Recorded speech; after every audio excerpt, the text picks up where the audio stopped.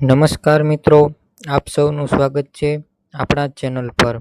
આપણે વાત કરવા જઈ રહ્યા છીએ ચણાના આજના બજારના ભાવ, સાથે સાથે જાણીશું આજનો બજારનો ભાવ કેટલો છે, ભાવ શા માટે બદલાય છે, આવનાર દિવસોમાં ભાવ વધશે કે ઘટશે,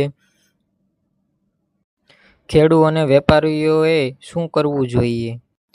આ વિડીયો અંત સુધી જોતા રહેજો, કારણ કે છેલ્લે હું તમને ખૂબ જ અગત્યની માર્કેટની માહિતી આપવાનો છું।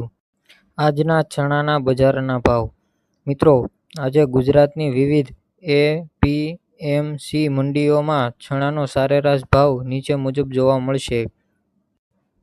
ભાવ પ્રતિ કિલો 67 થી 70 રૂપિયા, ભાવ પ્રતિ ક્વિન્ટલ એટલે કે 100 કિલો 6,700 થી 7,000। આજના ભાવ અમદાવાદ, રાજકોટ, જૂનાગઢ, મહેસાણા, ભાવનગર જેવી મંડીઓમાં સરેરાશ ભાવ છે। સ્થાનિક ગુણવત્તા, સાફ સફાઈ અને માંગ મુજબ ભાવમાં 100 થી 300 સુધીનો ફેરફાર થઈ શકે છે।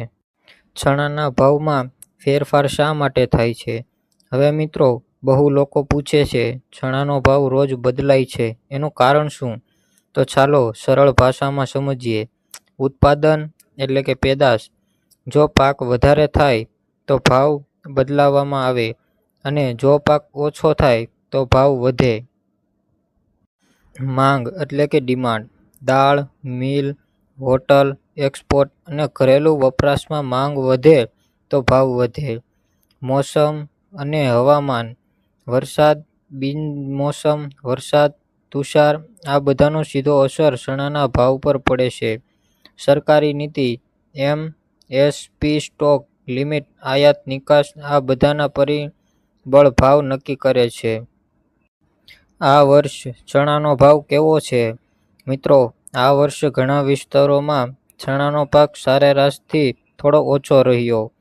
કેટલા વિસ્તારોમાં વરસાદ મોડો આવ્યો, કયા પાકને નુકસાન થયું, ગુણવત્તા સામાન્ય કરતાં ઓછી રહી, આ બધા કારણોસર માર્કેટમાં ચણાનો સ્ટોક બહુ મોટો નથી। આગળ ચણાનો ભાવ વધશે કે ઘટશે? હવે સૌથી મહત્વનો પ્રશ્ન, આગળ ચણાનો ભાવ વધશે કે ઘટશે? મિત્રો, માર્કેટ ટ્રેન્ડ મુજબ ભાવ વધવાની શક્યતા કેમ છે? મંડીઓમાં ધીમે ધીમે સ્ટોકટીઓએ માલ અટકાવી રહ્યો છે, દાળ મિલોની ખરીદી ચાલુ છે, લગ્ન સિઝન તહેવારો આવવાના છે। આ કારણો આવનાર 1 થી 3 મહિનામાં ચણાનો ભાવ 200 થી 400 પ્રતિ ક્વિન્ટલ વધવાની શક્યતા છે। ભાવ વધશે કે ઘટશે? એવા જોખમો, જો સરકાર આયાત છૂટ આપે, જો મોટા સ્ટોક બહાર આવે, જો ગ્રાહક માંગ અચાનક ઘટે, પણ હાલની સ્થિતિ પ્રમાણે ભાવ મોટા ઘટાડો થવાની શક્યતા ઓછી છે। ખેડૂત મિત્રો માટે સલાહ, મારા ખેડૂત ભાઈઓ માટે ખાસ સલાહ, જો તમારો ચણા સારા ક્વોલિટીના છે તો થોડો સ્ટોક રાખવો લાભદાયક રહી શકે છે। જો પૈસાની તાત્કાલિક જરૂર નથી તો આખો માલ એકસાથે વેચતા થોડો કરીને વેચો। ભેજ અને જીવાતની બચાવીને સ્ટોક કરો, કારણ કે ખરાબ સ્ટોકથી ભાવ ઘટી જાય છે।